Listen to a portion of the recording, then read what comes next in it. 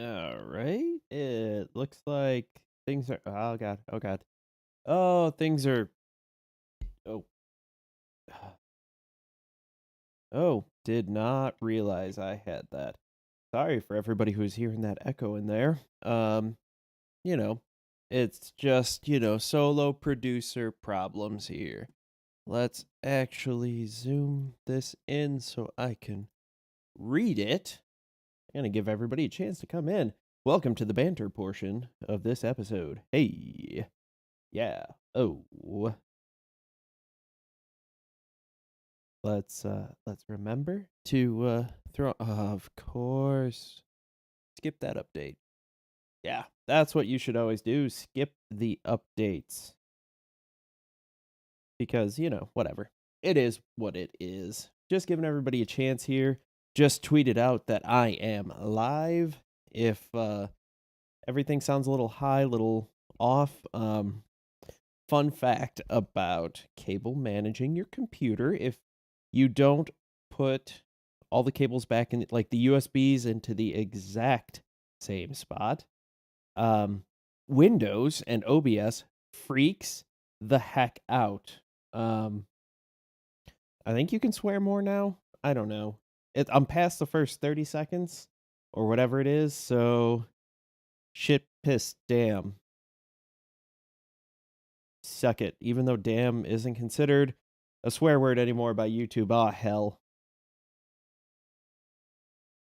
Below me. I don't know. Those YouTube changes were all confusing. I watched a TechLink podcast on that. That was just like, okay, sweet. More bullshit I have to deal with. And yet, no guidance or, basic notification. That would have been handy. But that would have been asking too much, in my opinion, I guess. Sorry, I'm still getting used to, okay, I've got that over there. Everything looks good. I can move YouTube chat's right there where it's easy to see.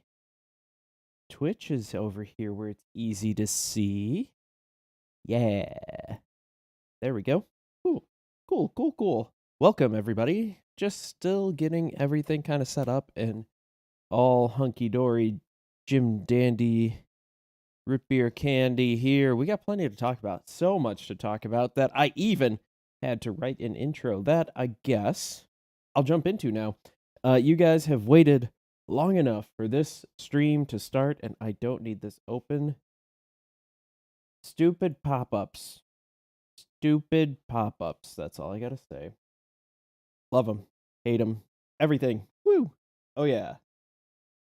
Good job, YouTube. All right, ladies and gentlemen, grab your passports and your disc golf bags and your sense of adventure, because we are taking a trip to Europe with the one and only Paul Macbeth, the six-time, I need two hands now, six-time world champion, is taking a break from dominating the American disc golf scene and heading across the pond for roughly 8 weeks for a European tour where he'll be competing in some of the biggest tournaments on the continent, including the European Open, which, that is a Pro Tour stop there. We'll get into that later. But don't worry, he's not just sightseeing, though he might hit up the Monument de Poissonnier. Go watch Eurotrip if you don't understand that. He is going for his seventh world title and possibly some wild adventures. Go get ready for some high-flying adventures and some wild times, because we're about to take a Euro trip with the best in the business.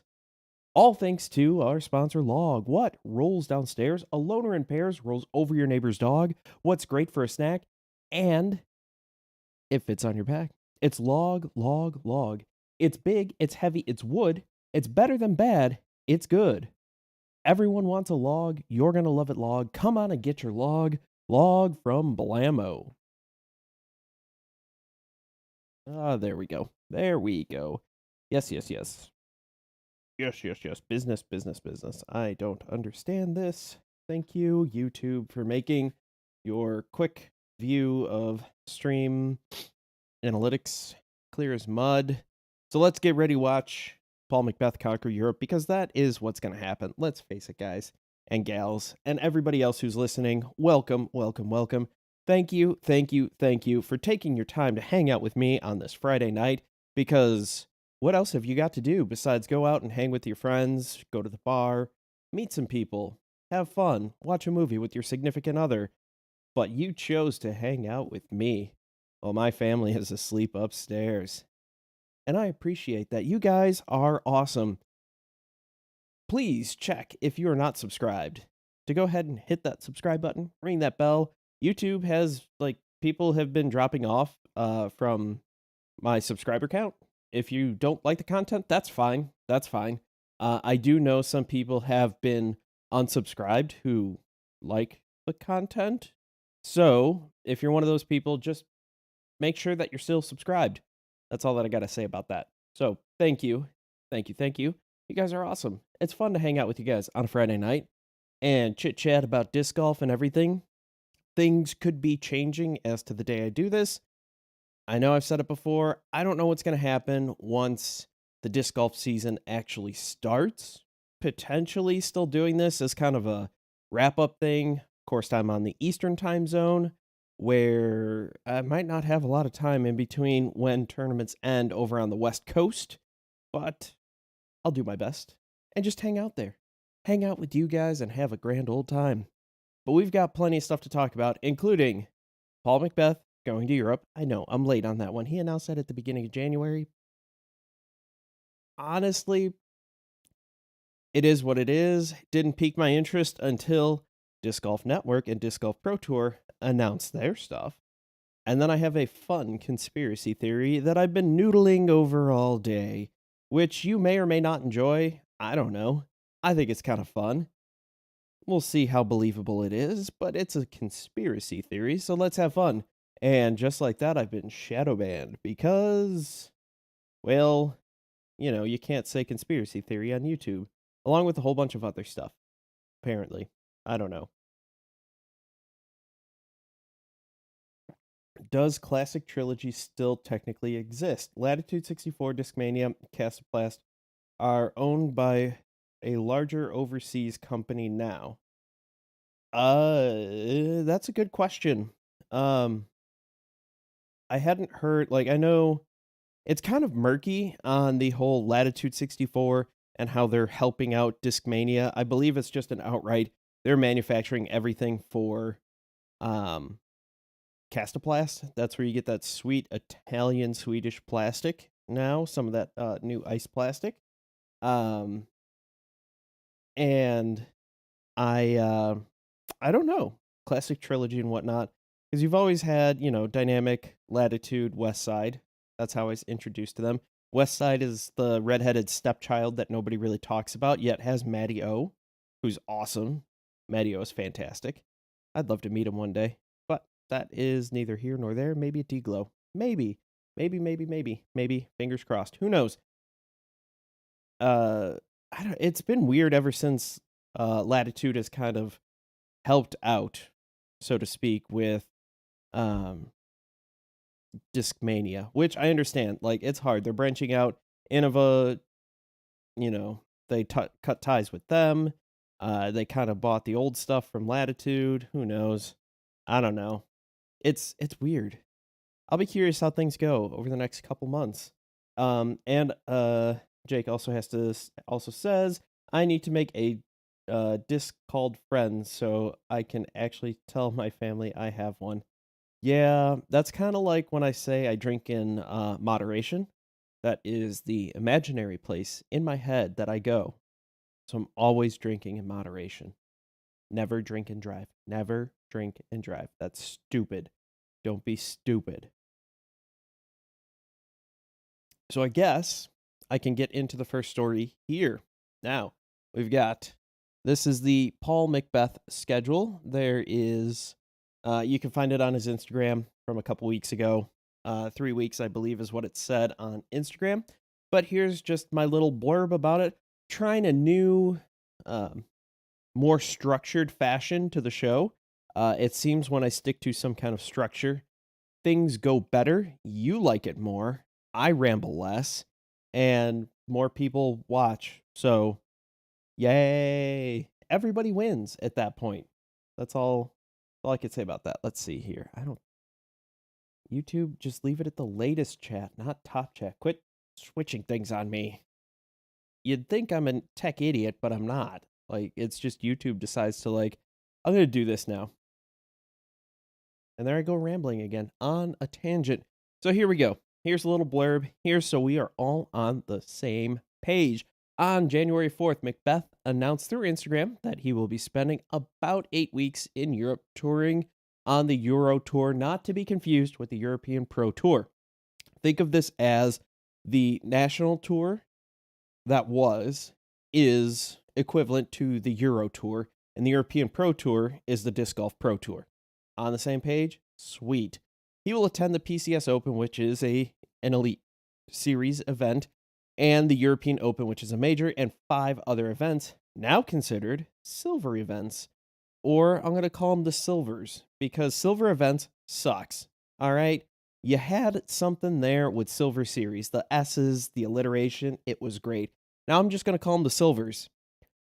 He said that in the past he wanted to do an extended European tour, and things just never seemed to pan out. He finally got the money to be able to do that, and then we had a pandemic. He's conquered America and needs to travel across the pond. He had planned to do this through 2021, but the Euro Tour was shut down.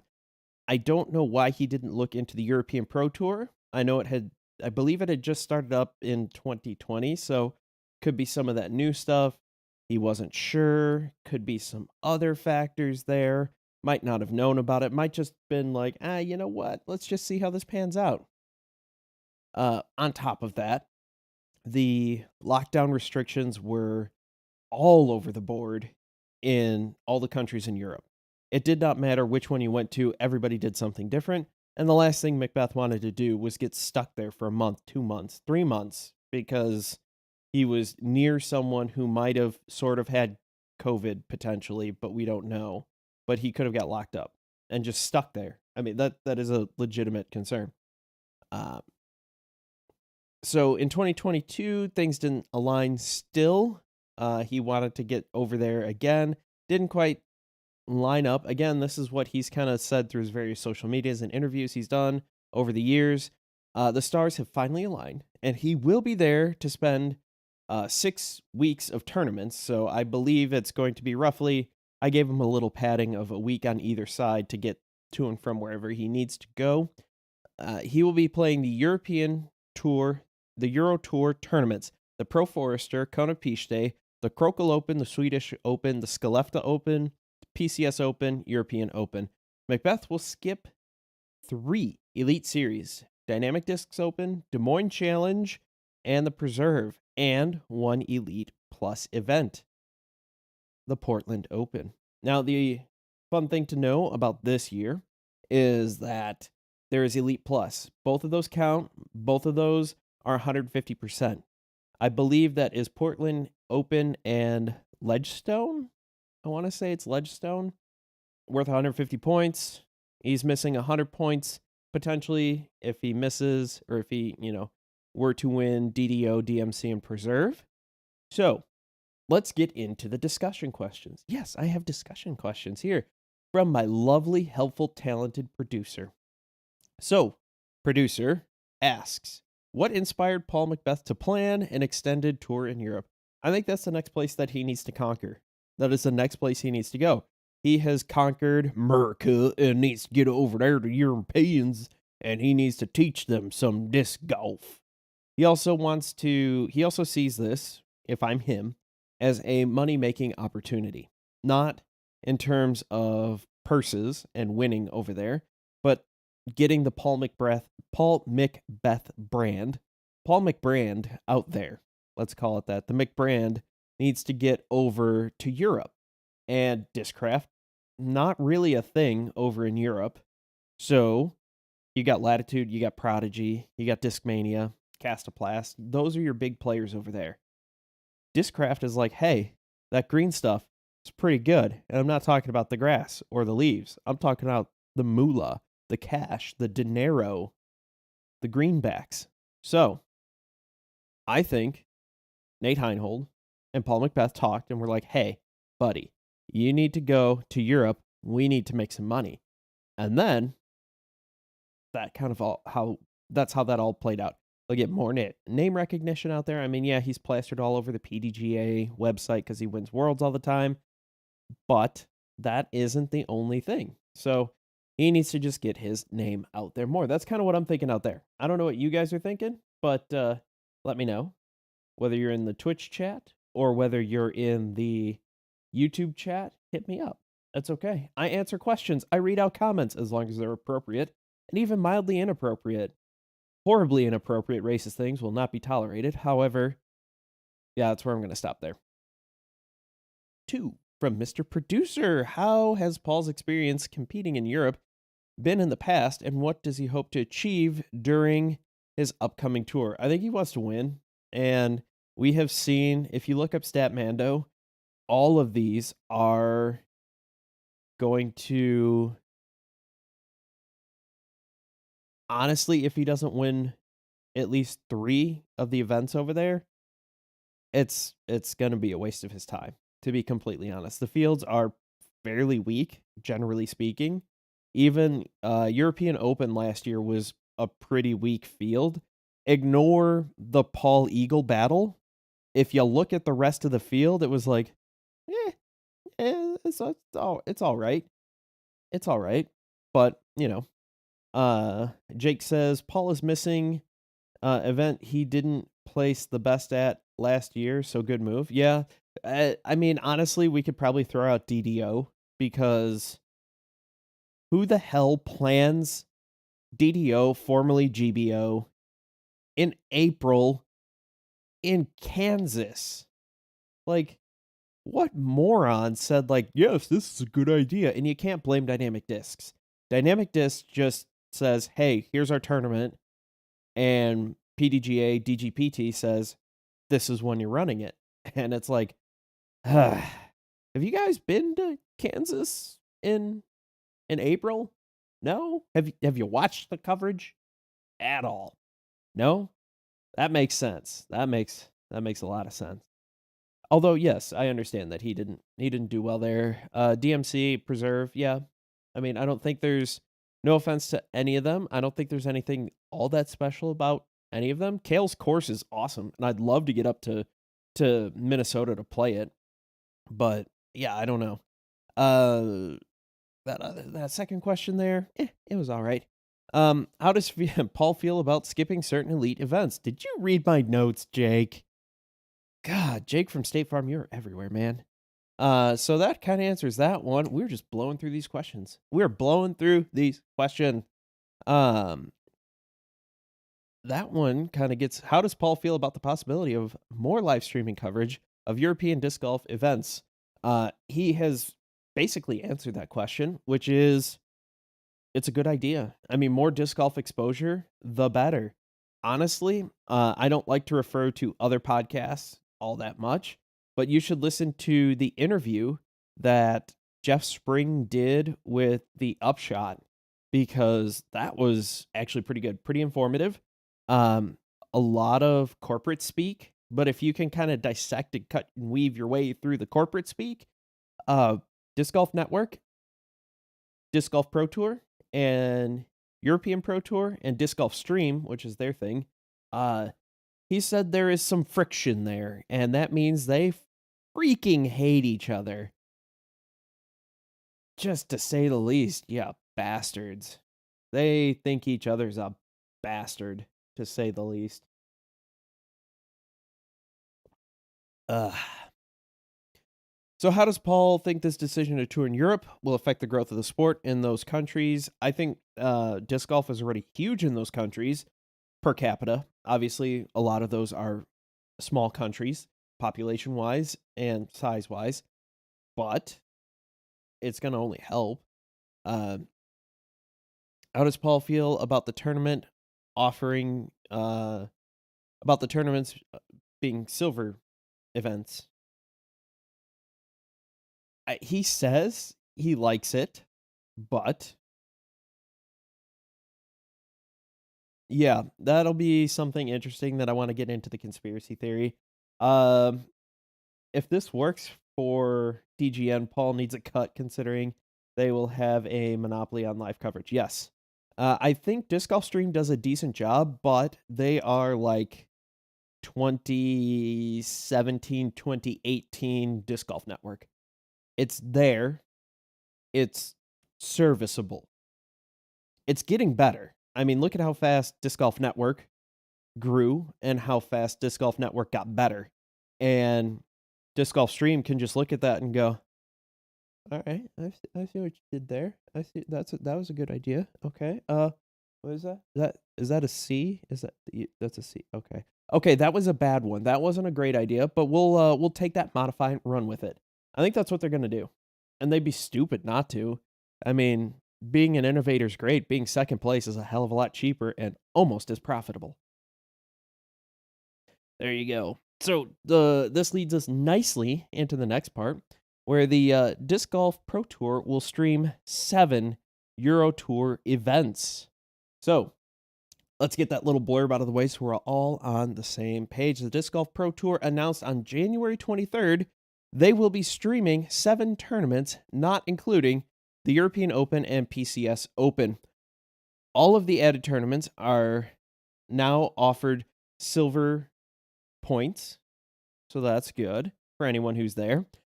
This offer is a chance for European disc golfers to earn tour points, a pathway towards a tour card, and a potential spot in the Disc Golf Pro Tour Championship outside shot. You'd have to win basically everything there, the major, the elite event, and 3 silvers, and you could probably sneak in. But at that point, if you've won all of that, you're probably going to come over here to tour, because if you haven't been signed already, someone is chomping at the bit to sign you because you're a hell of a disc golfer.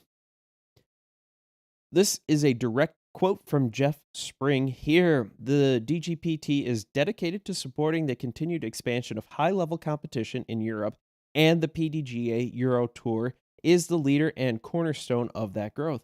Our enhanced partnership with the Euro Tour means the Disc Golf Network will deliver expansive opportunities for European disc golf fans to watch the live broadcasts in their time zones, and for European professionals to earn points towards the DGPT Championship.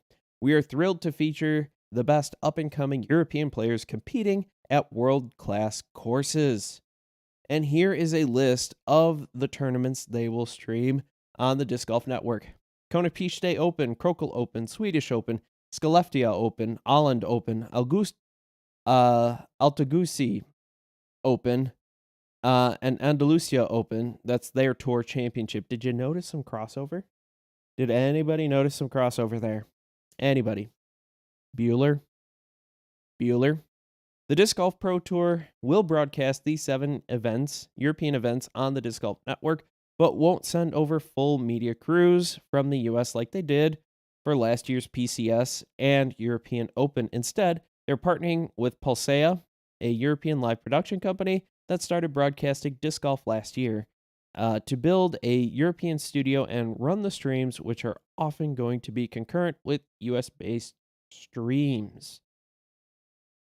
So, from what I understand, Pulsea's previous coverage of disc golf was better than the skins match coverage, but to be completely honest, that's a low bar to cross.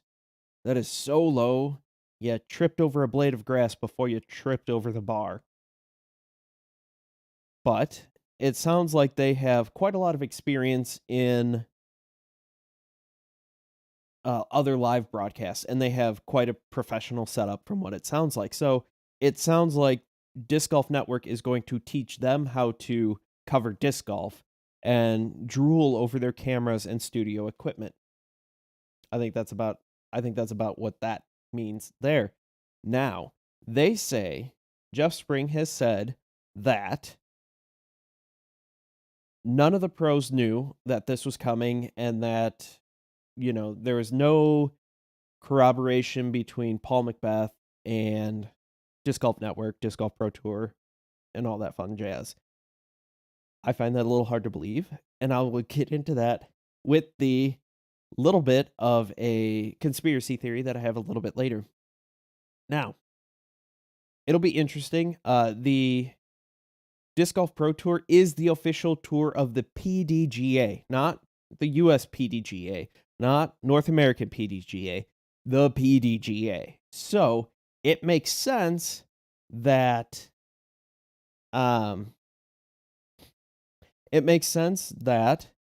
if they're the official tour, that they would be working with Euro PDGA, because that is under the umbrella of the PDGA. So that kind of makes sense there. Jeff Spring also said Joe Mez is helping on live. Mason Productions said, let them see cake, but not eat any.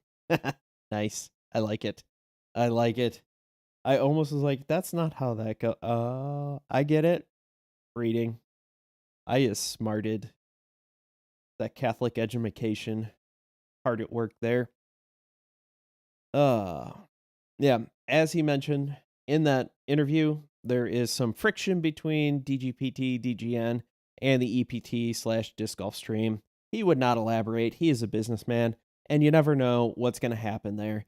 This is getting to the point where it doesn't make sense that if you were to watch, the people might pay for both subscriptions, but you're going to get more content from the Disc Golf Network because you're going to get all the US stuff plus the 7 Euro Tour events. Now, you might want to pay for both. I don't know. I mean, look at everybody here. You probably pay for Netflix, Amazon, Hulu, Disney Plus. Pick two, probably. It's not uncommon to think, or not impossible to think, that someone would pay for both of those. And they're relatively inexpensive, especially when you compare to all those streaming services and how those prices keep going up.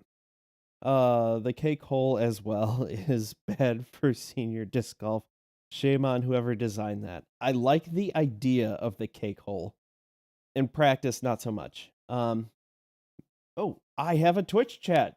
Oh, God, I can't see because of the way my lights are here. Thank you, Tinfoil Vegan. Minnesota is awesome. Also, Blue Ribbon Pines and Kaposia are great. I hope I said that right.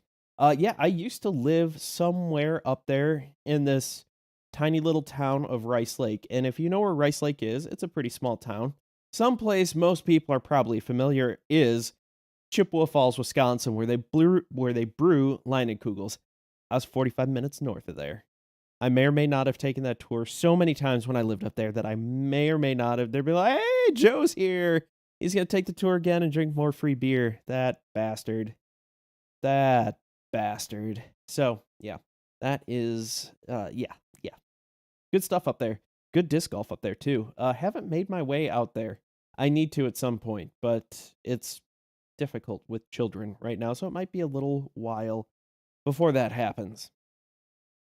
So, what are the benefits of the Disc Golf Pro Tour streaming the 7 Euro Tour events? I think that's pretty clear. Money, money, money, money! Money! I mean, really, that's one great way to get, at least with the spacing of these, I believe most of those tournaments are, towards the beginning of the summer. The Tour Championship is in, August or September for them, for the European Tour. Want to make that clear. So, yeah. They're probably going to try to hook these people to get them in. And with Paul being at a lot of these, and the chance for them to go, most of these countries aren't that big. So if he's in Croatia, it's not, it wouldn't be unheard of for someone to drive across the country 4 hours to get there to watch him. I mean, I would if I had a chance to do that. How will the DGPT's partnership with Pulsea, a European live production company, affect the quality of the European streams? Hopefully it goes up.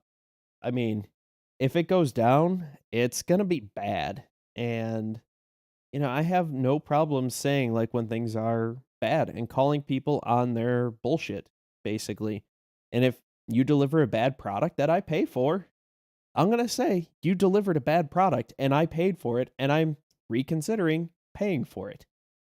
I think we should all do that. Now, obviously, there are certain things that happen that are outside of the control of Disc Golf Network. If a storm rolls through, knocks out a cell tower, something along those lines, not much they could do about that. So, within reason. But if it's something where they just blatantly did the wrong thing or did something incredibly stupid, then yeah, I'm just going to say, hey, that was stupid. Why did you do that? And, maybe I'm too blunt, but I will ask the questions and probably not get an answer or have to interpolate an answer from other interviews across the disc golf scene because for whatever reason, people don't want to come on here. I don't know. It's like I'm not that special. Even though my mommy says I am, I'm a special little boy. How do you think the move by the DGPT will affect the growth and development of professional disc golf in Europe? It's only going to be good. Obviously, with the Euro Tour and European Pro Tour fighting at each other, trying to get the best to show up, money is going to go up. Purses are going to get bigger. Look at what happened here. Not only did the Disc Golf Pro Tour put on a better event, because, they did. They put on a significantly better event than the national tours, then even the current majors suck comparison to how the DGPT runs a normal event. So, I think that is going to, one of those tours going to battle it out. You look at how National Tour and DGPT battled it out. Eventually, DGPT won because they did better events and they had way more money. If the National Tour had way more money, yeah, I think people still would have showed up to the National Tour. So it's going to be the same thing over there. Who's going to bring the money? Who's going to run a better event and bring the money? That's going to be it. Dollars, dinero, that's how it all goes. How do you think this move will affect the schedules and plans of the European and American professional disc golfers? I don't think it's really going to change much. Potentially, you'll have a few people rearrange their schedule, and whether it is before PCS and European Open or after, I would not be surprised if some people change their minds and stay an extra week or show up a week early and play one of those silver events on either side because it's now worth it. It's a little more worth it. Am I wrong in thinking that? All of a sudden it's like, yeah, I could go there for 2 weeks. It's kind of, I'll go there, I'll do that. It's worth the points. It's fun, could win a major. Now I could go there for 3 weeks, get all these extra points, do all this extra stuff, tour around a little bit. Could be a lot of fun. What do you think the future holds for the relationship between the DGPT and PDGA Euro Tour? I think I made that pretty clear already. What are your thoughts on the timing of the announcement? Unfortunate, because it leaves people like me to come up with fun conspiracy theories. Now, here is what I'm thinking. As I mentioned before, Paul is doing this for the brand and for the money, because he could go over there, win some money. His brand can get bigger in Europe. He could sell more Discraft discs in Europe. And honestly, Discraft probably doesn't care that much whether he sells a Buzz or an Athena, whether he sells a Nuke or a Zeus. I'm just trying to pick out discs from Paul's line versus the standard Discraft. I'm sure Paul gets a bigger cut from his line versus the other lines, but he still is going to get a cut either way. So he's going over there for money. Let's be honest. Let's be real. I would not be surprised if the Euro Tour slipped him an appearance fee. At the very least, comped him the pennies relative to him it costs to sign up for these. But I would not be surprised if he was comped, an appearance fee or tournament fees, potentially a place to stay, anything like that. Jake says the Euro option will help the mid-level players. The silver fields will be weaker if Euro players leave the mid-season and spend time home leading up to the major. Yeah, I think it's going to help on both ends. I think the silver fields in Europe are significantly weaker, but if you have some top-level players leaving to go to Europe to do whatever, or whoever, I don't judge, I don't care. then yeah, like you said, it will be easier here too. It's still going to be difficult, and I still think the level of Silver Series competition here will be higher overall than over in Europe. So, back to this. I think that Jeff Spring has mentioned something to Paul, whether it was directly or indirectly. Now, they're both business minded, wanting to grow their businesses, grow their brands. I get that. However, I would not be surprised if through indirect, like, hey, it'd be really cool if we did Europe. Like, they've been talking about it for a little while.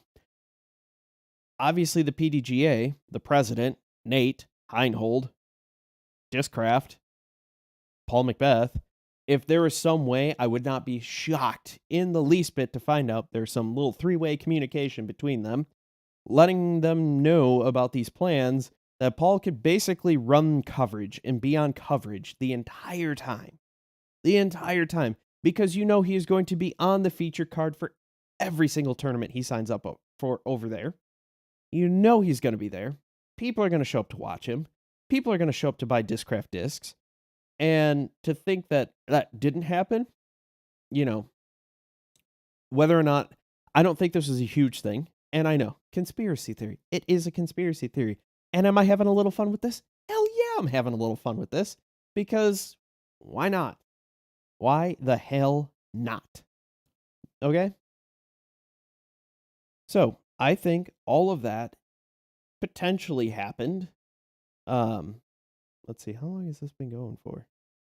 Oh, wow. Been going for quite a while here. I think all of that did happen at some point. Whether inadvertently or not, to think that the poster child of disc golf in America doesn't show up to DDO, DMC, Preserve, that doesn't hurt, and Portland Open, that doesn't hurt Disc Golf Network? Come on, like, what the hell, man? Like, if you don't think that's going to hurt them, it will. And there's probably rumblings of this happening, and this is probably the kick in the pants all sides needed to get this over the finish line. Let's be honest, it probably was what they needed to get everything over the finish line. Who knows? This will be interesting. I can't wait to see how it plays out. It was also in the announcement there that they'll be running concurrent streams, FPO in the morning, MPO in the evening, or afternoon. So FPO will tee off normal times that you're used to here, depending on the time zone for the US. This is the US tournaments. MPO, a couple hours after, same deal. FPO Europe in America will be teeing off in the middle of the night sometime. It'll be obviously depending on the time zones where they're at, where we are, all that fun jazz. MPO will be teeing off at the ass crack of dawn in US time. So that'll be fun. I might try to catch some of that. I'll probably just try to watch, in between, in the downtime, when I have free time between running the website, which I need to get updated. Sorry. A little bit of extra talk there. Getting that updated, running the channel, keeping my eye on the news, trying to get a preview show off the ground here, trying to preview the tournaments ahead of time, which will just be lumped in with the normal disc golf content that comes out. On top of that, I'm not going to touch the Europe stuff outside of PCS and European Open because part of the schedule. Trying to work on that for the preview show. Trying to do a wrap-up follow-up show that Monday after. Hopefully, fingers crossed, that all goes out well. And running Half in the Bag. If you aren't subscribed to that, you should get subscribed to Half in the Bag. It's a lot of fun. DDO will be the biggest loser in this one. Des Moines Challenge. Yeah, I guess DDO has been pretty big. It's been on the tournament schedule for such a long time. And now, DMC has been kind of there. It's a good tournament, don't get me wrong, but it's, it's there. It's fine. It's a good filler. It's a good course. Probably kick my ass any day of the week. I'd love to get out to play Toboggan. I'm only a couple hours south of Toboggan, and I've never played it. So I need to get out there and play it sometime this summer and potentially try to vlog with it. Simon style, film a couple holes, talk a lot of stuff, and get my butt handed to me, unlike Simon, who would just absolutely dominate and has dominated. Ugh. Who knows? Allegedly, there's still more to come out, more announcements coming out from Disc Golf Network and Disc Golf Pro Tour. So stay tuned. They're still adjusting things right up until the last minute. And as a player, that's got to be super frustrating to know things could change. I mean, the points are set in stone. It is a little surprising to see that, you've got all this stuff happening in Europe, all these extra silvers happening, and yet, they didn't give anybody a heads up, couldn't change the schedule at all. I don't know what's going on. But I think, unless anybody has any other questions out there, Twitch, YouTube, let me know in the comments over somewhere. I don't know. They're over here for me. For you, they could be over here. Or they could be up here. Or down there. I don't know. I don't know how things are set up for you. But that's kind of how that goes. So, if there are no other questions, comments, concerns, screams of pain, oh, hey, look who decided to show up. Hey, buddy, how's it going? And you got it right. Nailed it. Nailed it. Or you were just lurking in the chat, and that's fine too. Lurkers are people too. I've accepted that. I used to stream on Twitch video games on a separate channel to this, started brand new, started fresh. And lurkers were awesome. Usually. And then they'd come out with fantastic one-liners every now and then. But unless anybody has any questions or comments or concerns, I believe this will just about do it for the stream. So, I guess we shall wait just a few more seconds, let everything catch up, because I know the chat's behind and whatnot. Hopefully everybody got notifications. I don't know if those went out or not. I tweeted it out. If you're not following me on Twitter, you should go over and do that. If nothing else, for the announcements. Announcements. Yeah, better than Leaky Leakers. Oh, Leaky Leakers.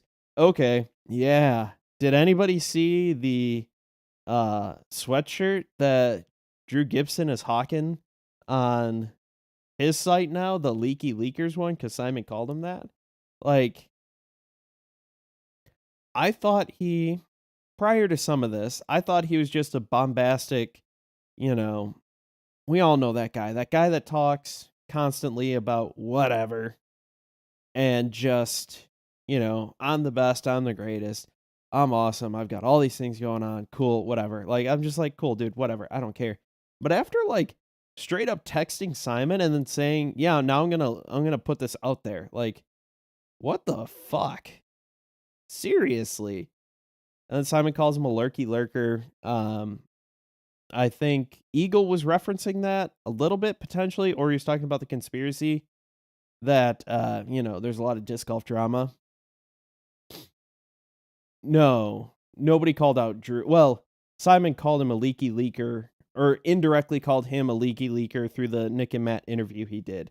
So it wasn't a straight out call out, but I mean, he said that Drew texted him and then said that he was going to put that out on Twitter. He was going to tweet that out. So that's a dick move, and that's a quick way to lose friends. Like, what the hell? That's all I got to say. What the hell? HE double hacky sticks. But, yeah, so then, of course, Disc Golf Circle Jerk, because if you don't follow that subreddit, you're missing out on some hilarious stuff. Now, obviously, they say a lot of other stuff, but I think my favorite was somebody put the Leaky Leakers on Depends. So that was one of my favorite. Now Drew's throwing MVP on his channel. Yeah, I don't know. If you're not AB or Hams, don't tell Drew a thing about money. No kidding. Apparently he does want to just say everything. He wants to be that guy that knows everything and says everything, which, fine, cool, whatever. I want to be that guy, but that's why I'm running this YouTube channel. And obviously, if someone says, hey, don't say anything, I'm telling you this in confidence, I'm not going to say anything. Obviously, if I find out through other channels, other means, it's all fair game, in my opinion. If you say, hey, you can, secretly like, hey, I heard it from a source that Simon is going to MVP. I'll be like, all right, yeah. Hey, I heard a rumor. Apparently, everybody heard that rumor. Everybody heard that rumor, and I'd be curious if if that helped or hurt MVP at all. What effect did that have? Because everybody had talked about it for weeks. Simon to MVP, Simon to MVP.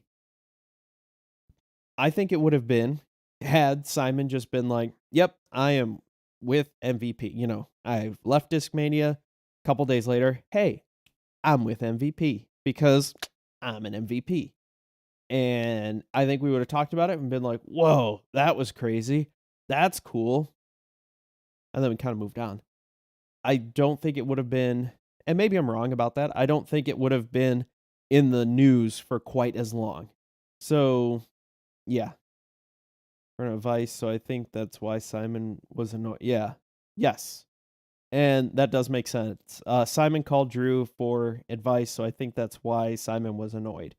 And at least from what I've seen with Simon's vlogs, never talked to the man. He seems like that guy who likes everybody and is super nice to everybody. And so if he's annoyed with you, he's got to be pissed. He has got to be just fuming. But, he's like, yeah, I'm annoyed. But that's just who he is.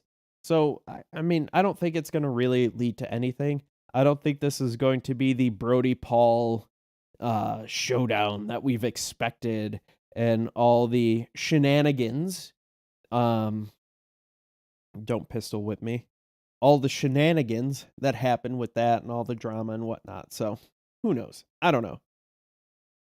Yay, tangents. Tangents are fun. And so is drinking water. LTTstore.com.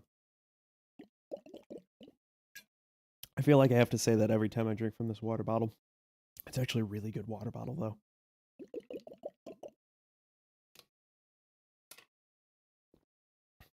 Oh, well.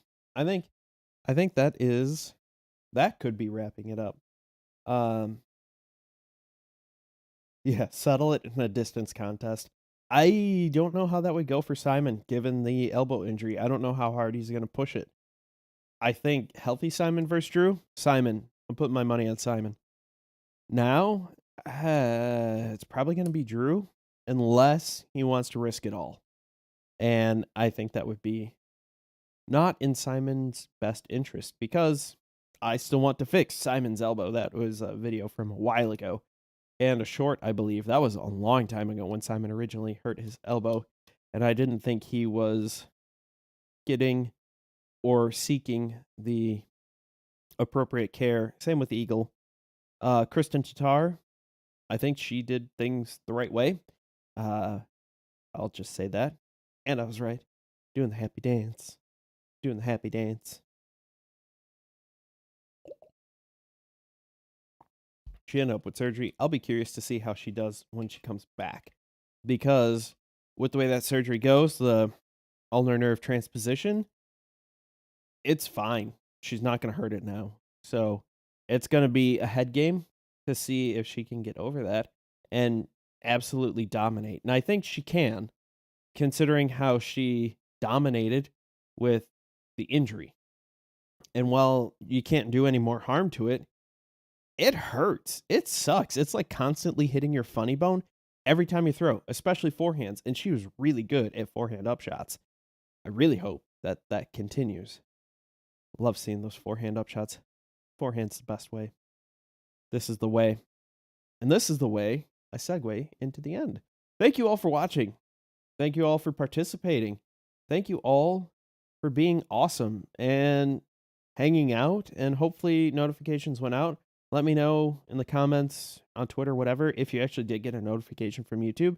If not, like I said before, follow me on Twitter. And if you get a great tree kick, you got to thank Treesus. And if you get kicked deeper into the woods, well, you need to repent and reflect because you have transgressed against Treesus. And we know that trees is the way in disc golf. Thank you all for watching. As always, I've been Joe. You've been awesome, and I can't wait to see you all in the next episode or show or podcast or whatever we do. Later, everybody.